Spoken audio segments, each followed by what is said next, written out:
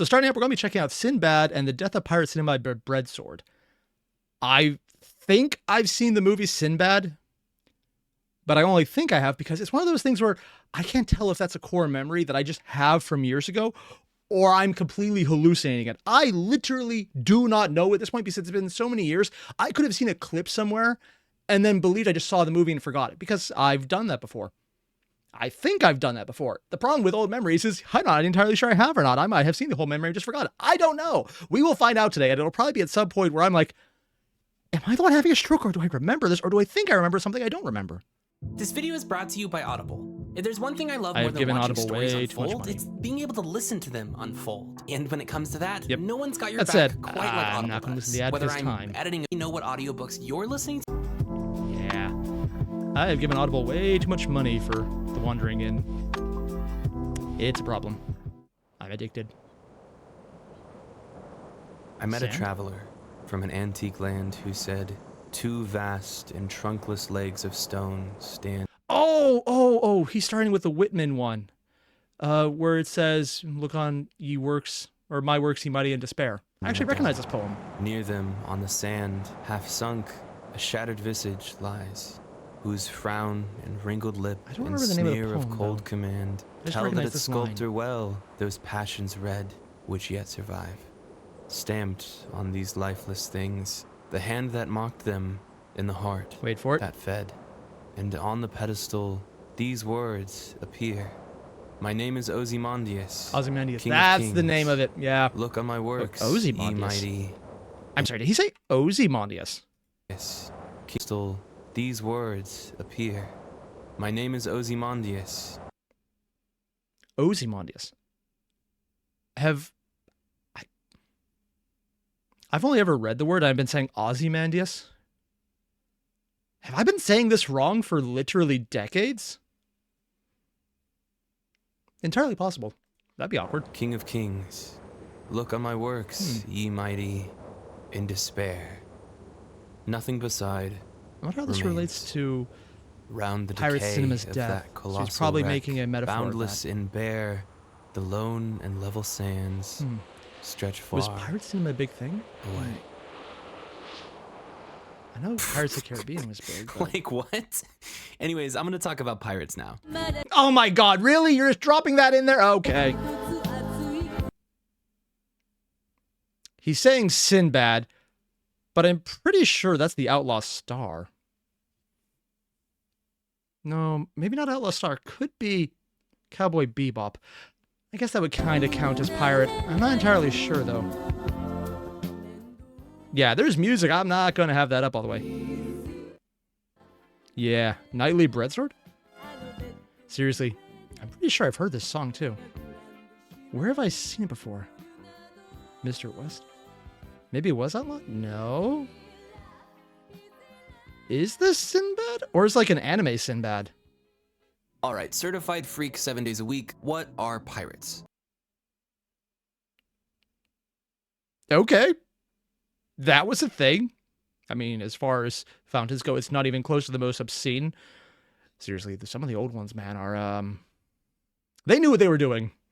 The positioning of mouths around spigots. Let's put it that way.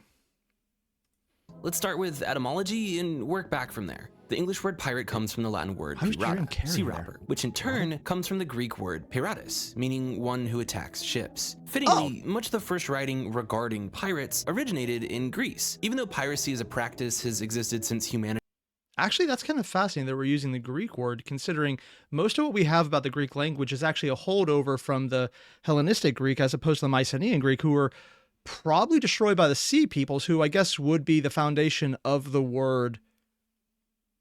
But that could also be reading into it a lot. Just that the Bronze Age collapse coinciding or maybe being due to a bunch of destruction by the Sea Peoples is... I don't know. But it's interesting we're going back to the etymology already. Sorry, this is one of those things I'm kind of fascinated by because it's a massive historical mystery and it's just freaking cool, man.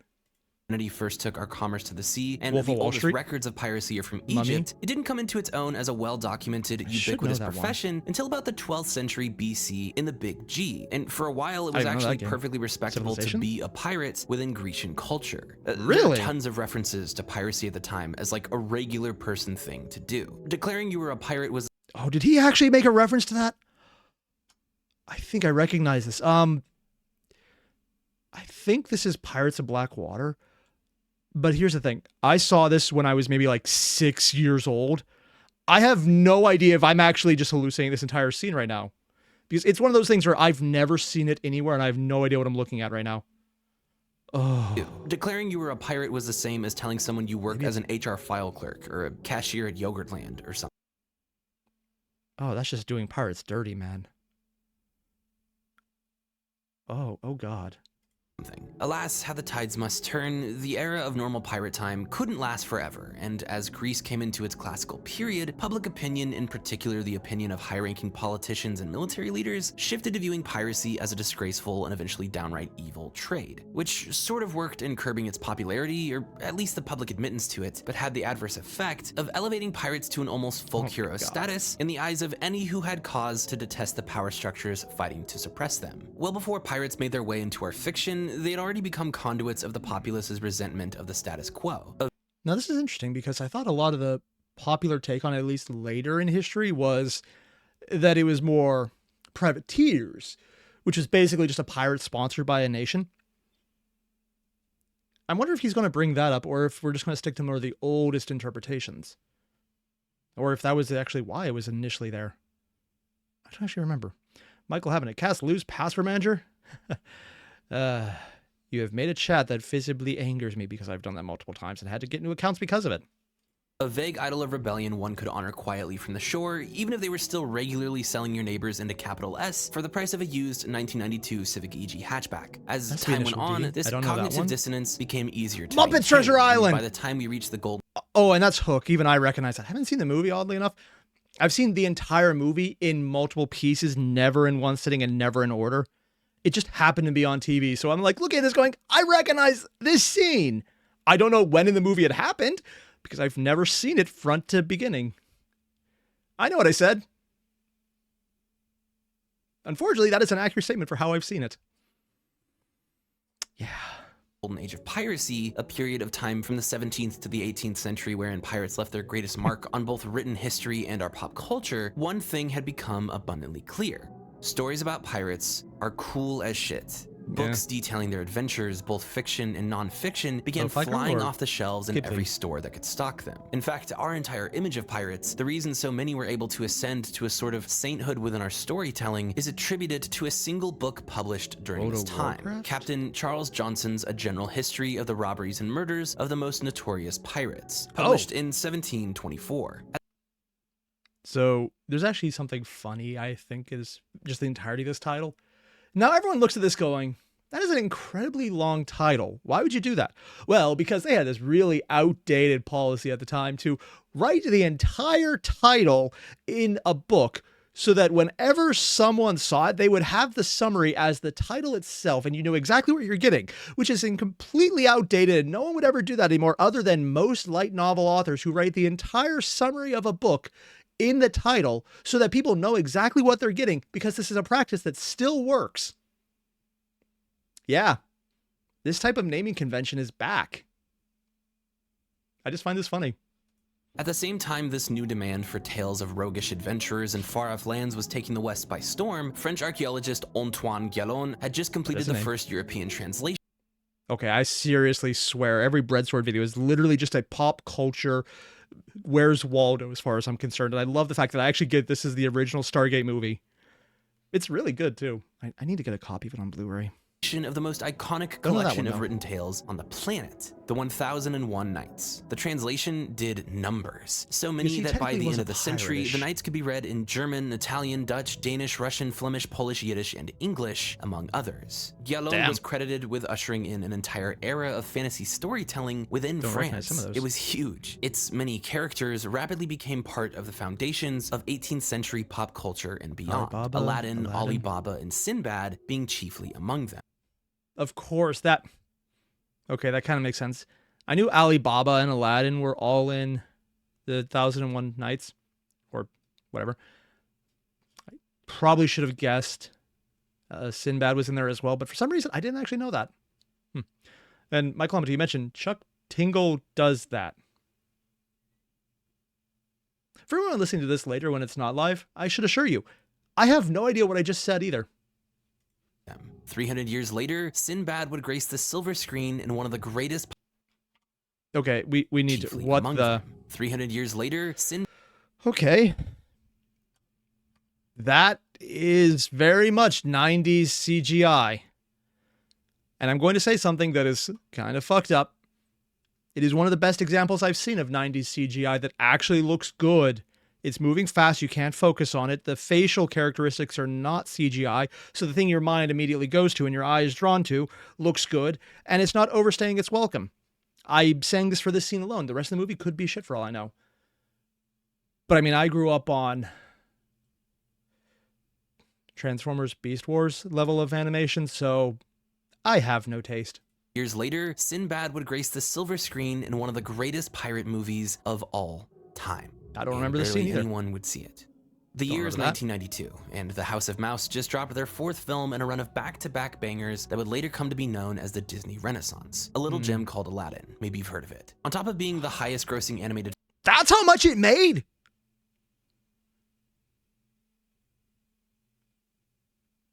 Holy shit. That's in the 90s. I'd say that's, 30 years of inflation later would be a lot of money, but just the last year of inflation alone would still be a lot of money. Film of all time upon its release, Aladdin was also the first Disney film to cast a traditional celebrity in a starring role, something that would come to cause a great deal of division between the company and Robin Williams because he didn't really want to be used to sell the movie, and especially didn't want to be used to sell its merchandise. Really? See, this is actually kind of fascinating because I had no idea about anything behind the scene for him selling it, but he's the face of it. And I don't just mean in the merchandise, which I didn't realize there was that much, but in hindsight makes a lot of sense for, but that he wouldn't be the face in any way, shape, or form. His character was the best part of the movie. He basically Robin Williamsed it. And I don't mean that as a joke. I mean, literally one of the things they started with was the scene with the merchant with all his wares was literally just an improv segment they cut down and then animated the best parts. There's a recording out there on YouTube that I know I've seen, but I haven't saved, which is the full, rehearsal recording of that. He went on a lot longer, Robin Williamsing the entire thing, and it was kind of glorious. And Michael Hamden, he was talking about books and that have the title tell you exactly what's in the book. Yep. Oh, that's what the Chuck Tingle thing was. Oh, okay. Chuck Tingle is probably an author. Okay, I get the comment now. That makes sense. Going so far as to stipulate the limitation of the use of his likeness in his contract. But Disney being Disney, they did it anyways. I have some people I want to thank. I'd like to thank Jeffrey Katzenbug. We won't get into that here. Lindsay Ellis has an... Ooh, how Aladdin changed animation by screwing over Robin Williams. Oh. I know of Lindsay Ellis. I haven't checked out her work in a long time, though. I might need to check that out. Excellent video on it that you should check out if you haven't. The point is, even though Cats did her boy dirty, there was no going back. The stage had already been set. Cats? Gone were the days of animated features containing casts of conventional voice talent, and so began the era of selling animations with star-studded billings. Shortly after its release, the writers of Aladdin, Ted Elliott and Terry Rossio, began scheming on a new flick for J-Rock's Kingdom. If one adaptation from The Thousand Nights had worked, they thought, why don't we try another? A decade later, what they had come to write would finally see the light of day as Sinbad, Legend of the Seven Seas. Oh, so Sinbad, the movie that I thought I had seen, was directly inspired by Aladdin? Not what I was expecting, and odd choice of image to pause on. A certified hood classic, and the tremendous charm it possesses extends even to its very origins as a production. See, here's the thing. The only thing I think I remember Sinbad is one scene where they're disarming, and a guy just keeps taking out all the weapons. There's a massive pile, and it's a great bit of visual humor. And then when they leave, he has to put it all back in before he's even done taking it all out.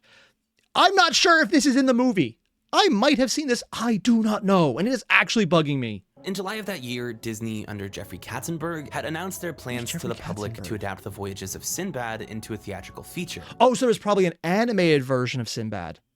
Well, a previous animated version would be more anime style. Okay, I'd have to check that out too. But 2 years later, in 1994, Katz was forced to resign from his seat as chairman of the company and leave, immediately turning around to sue Disney for 250 big ones and using the settlement to bankroll his new studio, Dreamworks SKG. Oh, that's how Dreamworks came about. Oh. I don't know, apparently, the deep lore of Dreamworks and Disney there. I had no idea. I did not know that was it. I didn't know it was a guy forced out by Disney. Also makes sense why they haven't bought it yet. That would be very awkward. Probably going to happen, though. Basically ever since, it's been a running joke within the animation community that Dreamworks has lifted or at the very least taken a lot of creative inspiration from its contemporaries at Disney and Pixar, due mostly to the inherent bitterness in its foundations. And this isn't helped by the fact that Katzenberg did almost nothing but make enemies at both of these companies for like 20 years straight. An infamous example being when Katz had allegedly heard the entire original plot and approach of an upcoming Pixar film, A Bug's Life, from the at the time head of Pixar's animation department and his at the time good friend, John Lasseter. The story goes, Katz immediately... Wait, John Lasseter? I think I've heard that guy's name before. I don't know why I've heard this guy's name before, and it's kind of bugging me. Also, Michael Hamdi, you mentioned it is in the movie and it is peak comedy. Oh, so I was right. Oh, neat. I'm not used to being right. It's kind of cool. This is a real thing. The story goes, Katz immediately realized its potential and, hoping not to fall behind a Disney-allied studio, sent his team to work on a Dreamworks response to it right away. Thus, we have Ants. Even today, there's still discussions being had about the many characters and plot elements Dreamworks has seemingly poached from its peers. But there's only one... Wait, Megamind was DreamWorks? Honestly, I thought they were poaching Marvel more. Marvel before it was Disney on that one. We can prove, Lion because King? it happened in front of us. Sinbad. Legend of the Seven Seas is the only film we can say irrefutably that Katzenberg ever sacked from another studio. It began its life as a project by being stolen by its owner from himself. And I can't imagine a more fitting way for it to begin. So let's jump in. Sinbad opens with a... It's a movie about pirates that was stolen from Disney. Okay, that's kind of peak. Silky smooth fade from the Dreamworks logo to a fathomless blackened sea of stars. The camera dollying backwards through a cluster of constellations as the title card appears. The film's opening track... So I'm assuming I've probably only seen parts of Sinbad, which means after this, I think I need to go find this movie somehow. Yeah, I just realized that's going to be a lot harder than I thought, because normally the answer would be, hey, I could just go to Blockbuster. And then there's that little moment of, oh yeah, no, that hasn't been a thing in decades. Sometimes reality is disappointing. Aptly titled Let the Games Begin, composed by Harry Gregson Williams, gently accentuating the off-kilter tone we opened on as we descend to the center of a celestial sphere. As we come to a stop, an ensemble of strings briefly scurry across our ears in harmony with our first character materializing into frame. Introducing Airier, the best Dreamworks villain of all time. Air's introduction is really cool. The decision to do away with the scheming antagonist cutaway often found within animated features, choosing instead to open the film with one, gives Sinbad's first 10 minutes an exceptional sense of immediacy. We know whatever is about to take place is the work of this character, and we're informed of this in like 40 seconds before our story sets sail. It establishes a pattern the film will rely on throughout the rest of its runtime to... Yep, I'm already convinced I need to watch this. I have no idea if it's going to be good or not. I'm probably going to get spoiled, but at this point, I don't care because I kind of want this. Also, Zero. To be fair, Disney stole a lot of ideas, Grimm stories. Yeah, but I mean, they're just following the tradition of every other English production ever. I'm looking at you, Shakespeare, for stealing everything prior to them. Hell, it's not even just English. It's Agamemnon, the Odyssey, Iliad. They're all fan fictions of each other. Well, not each other, but technically the Iliad is a fan fiction of oral storytelling, or what we think was oral storytelling, of the Trojan War. So it might technically be the fan fiction canonization of it. The Agamemnon was explicitly just fan fiction, though.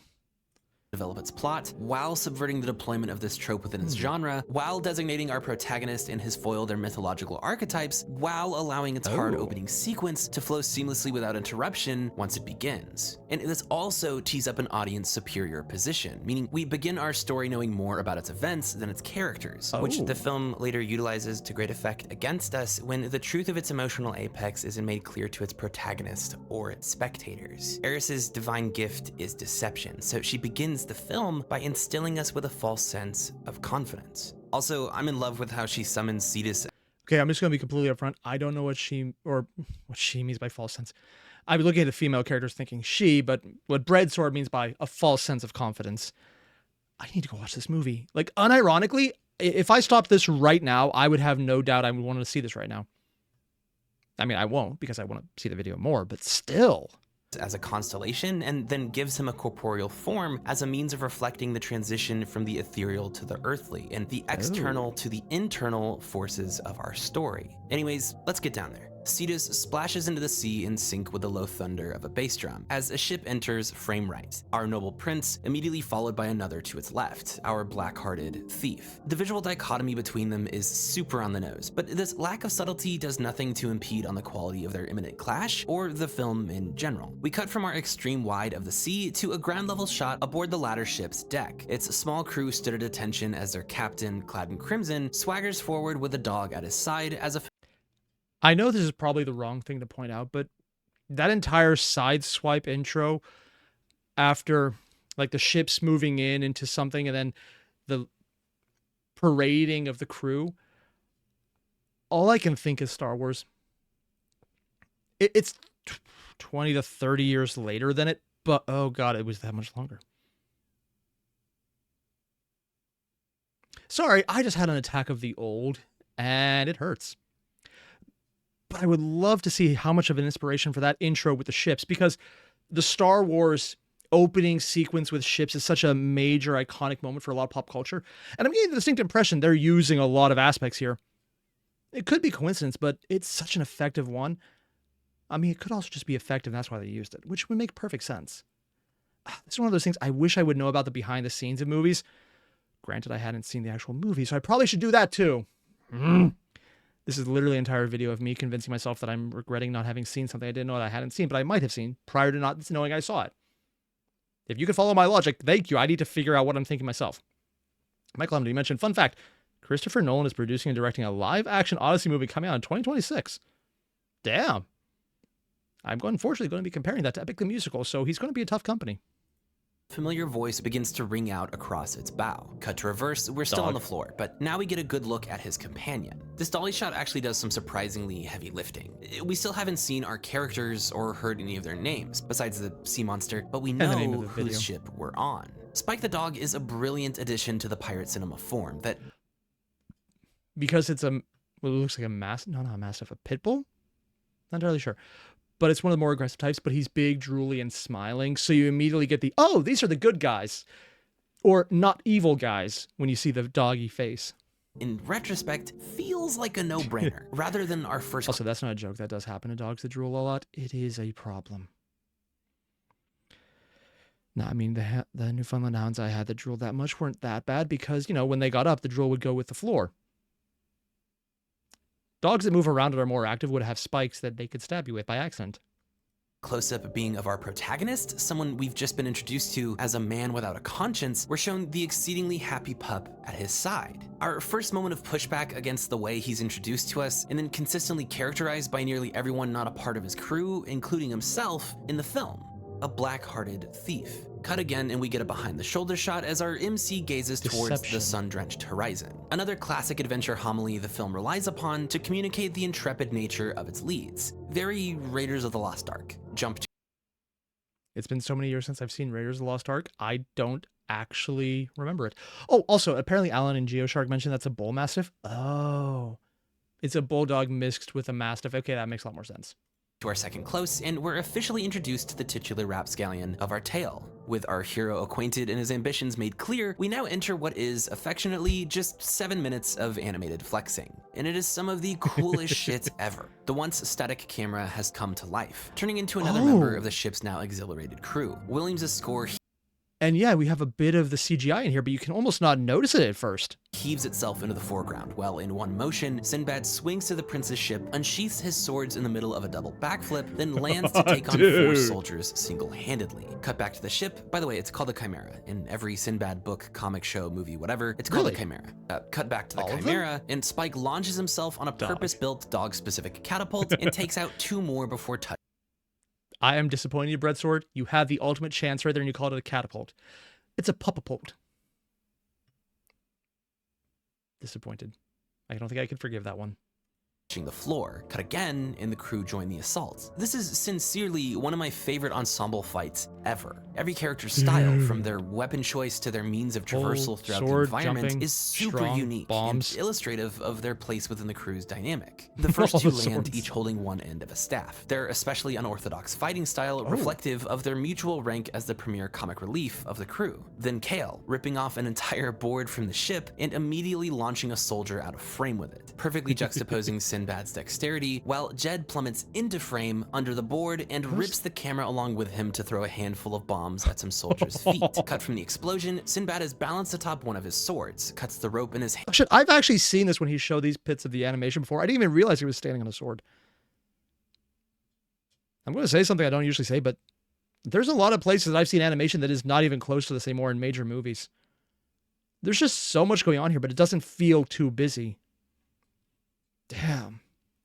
I'm actually legitimately crazy interested in this right now. I mean, admittedly, I was already crazy interested in this already, so it's not like it's changing anything, but still, the point stands. Hand to bind a soldier's ankle in place while simultaneously blocking another swing, planting his sword into the deck to side flip around him, forcing him to cut the other rope, sending the first one flying, then catching his sword as it falls, and turning them into devil sticks to fend off another 2. This choreography is some of the most imaginative and insane that I've ever seen in a feature film. This is 2008 Monty Ohm Dead Fantasy 2 shit, and I love how they play. How old is this video? 4 years? Yeah, no, it still hurts. Monty Ohm, one of the absolute best animators who died before his shit could really hit main time. Not mainstream, but just like the big time, I guess the more accurate word. Play on just how much of a spectacle for spectacle's sake it is. Moments later, with Kale commenting that Sinbad's last move, a horizontal pinwheel kick a la the Matrix Reloaded but with dual cutlasses instead of a pole, was a bit over the top, only to then catch a man's blade in his teeth and flip him overboard with nothing but his neck. Anyways, let's speed this along a little bit. Only one member of the opposing crew can hold his own, and Sinbad knows him by name. Proteus. Sinbad wants to steal the ship's treasure, the Book of Peace, which seemingly protects the entire known world, but is also described as just being for 12 specific city-states. I don't know. It doesn't really matter how it works. What matters right now is that Sinbad is chasing a bag. Proteus demands to know where he's been, because they were BFFs before Sinbad went MIA as a kid, and Sinbad is doing his darndest to seem like he doesn't care, but he does. S&P share a brief duel, then see to... I love this. Just that little moment's like, oh, I'm the black-hearted man. And of course, BREADSWORD telling us, yeah, he actually cares. But even if he hadn't said that, you can kind of get it just because of how he said, Proteus. That little amount of shock is perfectly showing it. I've already said it. I'm going to say it many more times. But damn, if this doesn't just shout underappreciated movie, because it looks amazing. I need to go re-see it. This interrupts it with his long hands. Fully see Some it. comedy noises occur, the pair team up to defeat the beast with this particularly awesome set piece, and as it slips back into the briny deep, Sinbad pushes Proteus out of the way and is yoinked into the abyss right down with it. Proteus only being stopped from trying to save him in turn by his soldiers. Given how limited our time is to develop a sense of their bond before Sinbad leaves him in jail for like an hour of runtime, I think the latter half of this first sequence does an excellent job of conveying how close they truly were through the same physicality it defines the rest of the crew with. Yep. More than just stating they were friends once, which Sinbad plays down, it makes it a point to show us how well coordinated and natural feeling their movements are. And also playing on the intro of deception, because he's lying about everything, but you could see the truth by his actions. The reason I'm absolutely fascinated by this is because That is something almost no one can do anymore, or before, or ever for that matter. Dear God, there are so many examples of old books that try and think of something smart to say and then decide that the smart thing to say was verbal diarrhea.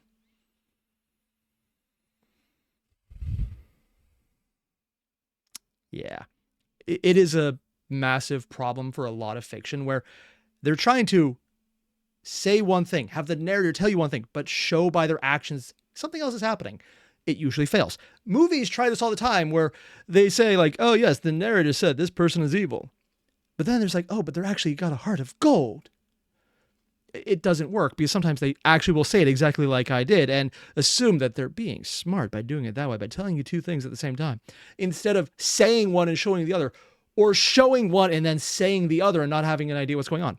Admittedly, showing before saying kind of turns the trope on its head, doesn't really work as well, but it's hard to do right because it involves having meta layers of understanding. It's the stated versus the shown. A lot of people, and I don't just mean this in fan fiction and writing, in narrative, in TV shows, in any form of media, miss that. So just seeing it displayed here is actually really good. I'd say this would make me want to watch the movie, but we're already at that point, and I assume at this point you kind of realize I want to already. Are in tandem and how similarly they fight and think. Also, I love the guy who spit out and then immediately charges back towards Cetus. Some very strong, extra pissed guy in the charge of the Rohirrim in Return of the King. Yeah. Anyways, Sinbad's under the sea, and Eris finally makes her formal appearance. Sinbad and Eris strike a deal stipulating he steal the Book of Peace and postmate it to Tartarus in exchange for his life and more stacks than he knows what to do with. So Sinbad accepts and follows Proteus to Syracuse with every intention of following through. I like just how strongly opposed Proteus's dad, King Dymas, is to Sinbad's presence at the celebration, because a lot of times interclass friendship, in particular in animation, is significantly downplayed in how classism, both conscious and unconscious, can actually affect the poor member of that friendship. Like Princess and the Frog, to use a contemporary example. It's really weird. Okay, I'm going to be fully upfront here. I've never seen this. Granted, I haven't seen the vast majority of movies that anyone has made in the last couple decades, so that's not saying much. So any references he makes to anything newer than 2010, and I'm being generous by saying that late, is probably going to go over my head. Also, Zero de Nova, you mentioned, in your writing, instead of making the smart to say character, I let him think it. Makes him more safe, or suave probably. Ooh, see, I'm going to say something about writing on that one, but one thing. Also, Chromatic, you mentioned I should check out Zemansky's books. I actually don't know. I don't know who that is, so I have no idea what their books are. Zero, the one thing is, you let your smart characters think something rather than say it. That's not a bad idea, but if you use it too often, it's not always the best choice. One of the ways you could do it is the Sherlock Holmes option. Drop into a secondary character and have them observe all of the details that show exactly what the right option is before the smart character picks the right option. It doesn't always have to be a genius move. It just has to be showing that they're getting it when your vision character doesn't. And as long as your vision character, the one you're focusing on as a point of view, doesn't have a specialty in that, it doesn't have to be a great leap, and it doesn't make them seem dumber. It's also one of the reasons Watson in Sherlock Holmes was a doctor. He was a medical doctor who served in the army, so he was good with weapons, physicality, and stitching people back up after he might have been the one to shoot them. Detective work was not it. Holmes, on the other hand, had specific knowledge about all the minor minutiae and trivia and all the little ins and outs of everything else. So he could pull those crazy ideas together, which is why Watson would be smart enough to keep up with him, but lack the specific knowledge to come to the same conclusion as Holmes, making him seem smarter. It's a great way to construct it so that you have an equally smart character, but in a different way. So when they show something, it's not that they're being an idiot, it's that this is not their expertise. But when you move into something that is expertise, you could show that to see, hey, they're still smart. It's just a different way to construct it if you want to take a different character being shown to be smart. But again, this is one of those extra layers that's really hard to keep a meta narrative going with. Weird and kind of fucked up that like Charlotte LaBeouf and her father are grossly wealthy specifically off of sugar plantations, and the thought never once occurs to them to just airily, without feeling any real hit to their personal financial security, cut a check to the Black family who has waited on them for the duration of Charlotte's life. And then I mean, not thinking about that would be an actual thing. Unless that's exactly what he was saying and I misunderstood it. Entirely possible. Ooh. Also, Cormac, you mentioned his books are usually fantasy focusing on intelligence and counterintelligence. Oh. Oh, that sounds actually fascinating. The film makes it a point to frame it as virtuous on Tiana's part for not feeling bitter about that. About the deep southern sugar baron whose wealth is predicated on the slavery of her grandparents' generation, not, helping her without demanding exorbitant labor in exchange for it. I mean, by Southern America at least. Not being an asshole is an accomplishment in its own right, so... Actually, that's not just Southern America. Just not being an asshole in general is an accomplishment, so I'll take where I can get it. Then again, kind of on brand. Anyways, Dimas is mad. Some more comedy noises occur from the crew. I adore the bit of Jed just endlessly unloading weapons from nowhere. I knew I saw that! I knew it! Ha! I know some people in the chat already mentioned it, but just the fact that I have seen this. I've had this scene floating around in the back of my head, living rent-free for decades now. Redemption to find out I'm not just crazy in imagining it. I am way more interested in the fact that that is actually something I'm proud about than I should be. Proteus defends Sinbad, and with little time to spare, we're introduced to the second lead of the film, Marina, Proteus's soon-to-be. Sinbad recognizes her too, but this time the recollection is one-sided, and he departs empty-handed with a frown, leaving Eris to impersonate him and steal the book instead, kicking off the odyssey which comprises the rest of the film. So he didn't actually steal the book? That's... Dude, you were there for one point and she could do it on her own the entire time. Sure, why not? Speaking of odysseys, we're in Greece. Sinbad Legend of the Seven Seas is a film about Sinbad the sailor, and about as liberal the sense of the word about can be used. But to be clear, I don't think that's a bad thing, nor is it an irregularity for Sinbad. The original 7 voyages of Sinbad the sailor are a collection of episodic tales, what's called a story cycle, based in Baghdad during the reign of Harun al-Rashid of the Abbasid Caliphates in around the year 790-ish. The first of the 7 is a frame story, a structural technique used throughout the Thousand Nights to establish an in-universe narrator to another character acting as the reader's stand-in. There isn't one Sinbad, there are 2, Sinbad the porter and Sinbad the sailor. The story goes, an impoverished servant briefly rests on a bench outside of a rich merchant's home, where he prays to Allah about the injustice of a world which allows the rich to live in ease while he struggles endlessly but remains poor. This guy gets it. I just feel like Big Daddy LaBeouf could have dropped something crazy in the tip jar for the one time and fixed most of Tiana's problems. See, that's just unrealistic. People actually tipping. I know what I said.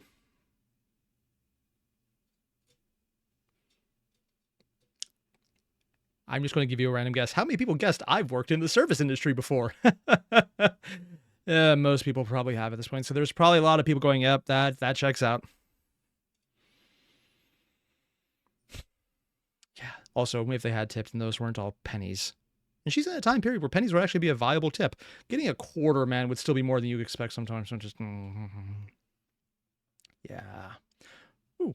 Also, Miriam, you mentioned you're crazy for sure. We all are, but you're not about that scene. Oh, about the scene with the disarming Michael? Yeah, that makes sense.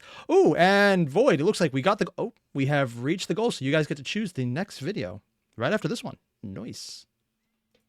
Patreon.com/BREADSWORD. The merchant overhears this and sends for the man to be let inside, whereupon they realize they share the same name, and you'll never guess what it is. Sinbad the sailor tells Sinbad the porter he came into his wealth by fortune and fate across... You know what? I thought it was going to be Michael Jackson. Easy mistake. Could go either way. Sinbad, Jackson, it happens all the time.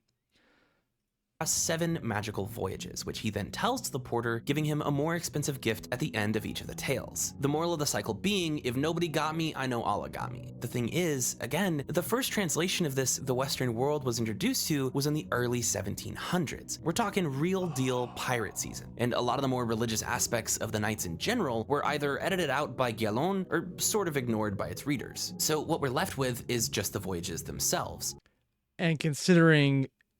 That'd be like going and reading the Bible without references to religious aspects. That is a very big context change. It'd be like, he walked into the desert and found a burning bush. It was like, oh, cool, a rave. Very different video. Very different story. The poor Sinbad is the audience, so we drop him and the frame, instead focusing entirely on the adventures of the other Sinbad, who transcended his poverty by way of sailing, while the hottest book in town is our pal Charles Johnson's, being read by a populace who idolizes pirates for doing exactly that. The retooling of Sinbad into a pirate was a natural next step, and his name eventually became so synonymous with piracy, even some Japanese pirate films that have nothing to do with Sinbad have been localized in the West as Sinbad movies. Shoutouts to Shiro Mifune. I love. Seriously? No, actually, never mind. This makes perfect sense because a lot of localization was just, let's tell our own story and use this footage. I'm looking at you, Power Rangers, which admittedly wasn't bad, but still. Yeah, it makes sense. We go Sinbad instead. You in the lost world of Sinbad. And the next step of separation wasn't far behind. Sinbad began appearing in films, shorts, and TV shows, always with a different cultural makeup, age, demeanor, and narrative alignment. The first I'm sorry, was that Arnold Schwarzenegger? No, it's not. It's just a different bodybuilder who definitely didn't take any steroids. The first depiction of Sinbad on screen in the West was Ub Iwerks' Sinbad the Sailor in 1935, and the following year, he made his mainstream debut in Popeye the Sailor meets Sinbad the Sailor, wherein Sinbad as a Bluto Echo fighter raps his introduction to the audience. I'm Sinbad the Sailor, so hardy and hale. I live on an island on the back of a whale. Okay, I can't believe that bitch back in the day really got stunning. I pulled up in that Lambo, got onto that bitch with some anime. Watch out for honey. I have no idea who that is. No, seriously, what? Oh, Shadow mentioned it's Lou Ferrigno. Oh, is he the guy who did Andre the Giant? I could be mistaken. The tenuous connection to the original tales would continue to wax and wane with the tides of each new rendition. Ray Harryhausen's Sinbad trilogy with Columbia Pictures, for instance, portrays Sinbad as hailing from Baghdad. And No. Let's go back a second. That is four-arm snake tail. Looks like claymation. That's actually really cool. Sorry, I love claymation as a medium because it looks so cool, but the fact that it's live action behind it, it's kind of fascinating. Did they have to hold still the entire time as each individual aspect was done? Or did they use early CGI? No, it wouldn't be CGI, it'd be green screening. They probably had to draw this on each individual frame. Would they do that? I don't even know. How would they do that functionally?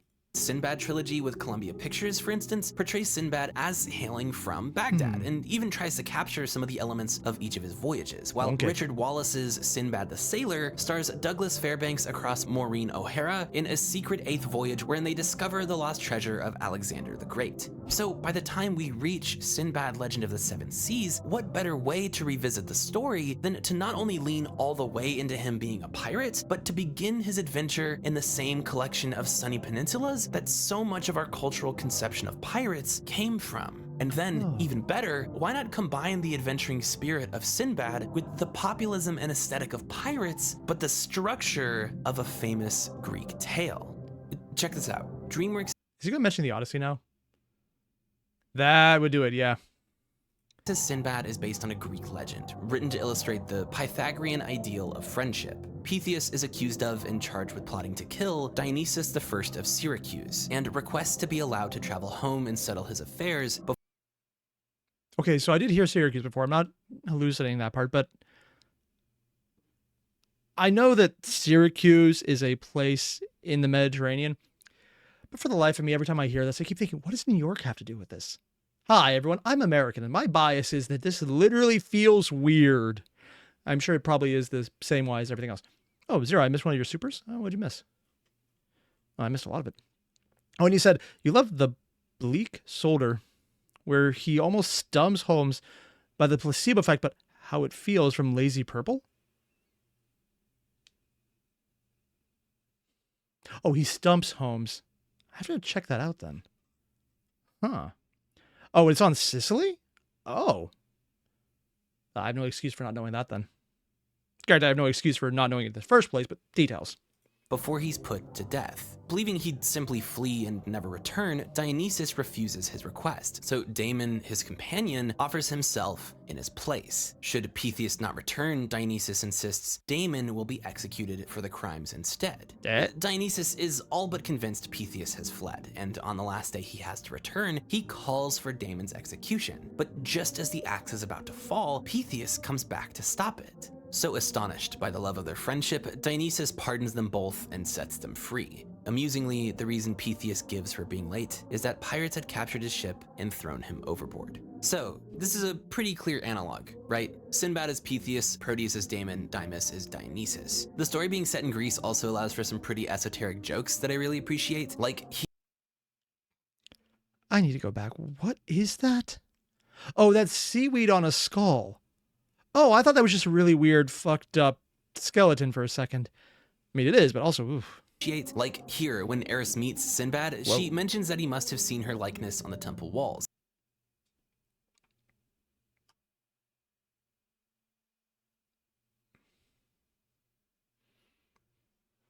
I'm going to take a wild guess, and one of the people working on this scene went on to do gargoyles. I'm just going to check this out later, and I have no idea how, so I'm not going to find an answer. But I'm just going to throw it out there. Something seems a little familiar. Ooh, also, King Dragon 1. Hey, 2. Hey, it's been a long time series. I was able to catch a live stream. By the way, are you ever going to do another ISP Trope Talk? Yes, I will. I actually meant to do it today, and I forgot until you literally mentioned it right now. Crap baskets.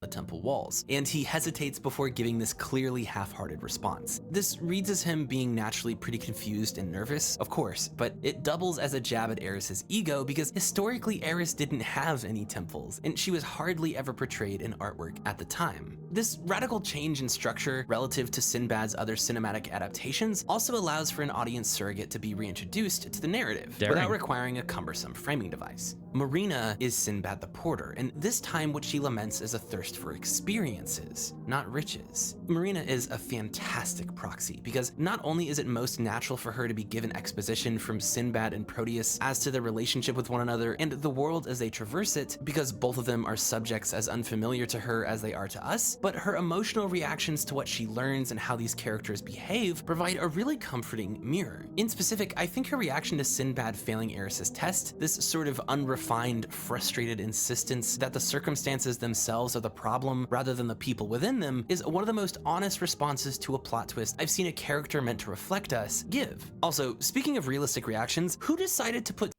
Okay, I'm just... So, this is probably one of those, if I had seen the movie, I'd get it, but she's saying something about the circumstances, not the problem, but the people in it, but it's the people in it, but I don't... BREADSWORD is doing a very good job at not spoilering while also spoilering completely to the point where I don't actually know what they're talking about in the slightest. I do not know. So when I get to this point, I'm going to be like, oh, that makes sense. I mean, other than the fact that I have a goldfish memory, there's no way I'll actually remember when we get there. But at the same time, yeah. This is one of those scenes where it's kicking me that I haven't seen it because I want to see more, but also I don't know it. Also, Ultra Game, you mentioned, pretty sure Gargoyles is older than this.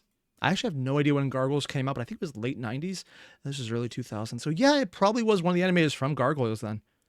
I think they were Disney, but I could also be mistaken. I don't actually know. I do want to come back to this, but I may or may not use this as an excuse to check out Sinbad before watching the rest of this, because I kind of feel, especially now, I need that context. I want to see what's going on. I don't get what they're talking about because I know just enough to know I don't understand, and it's bugging me.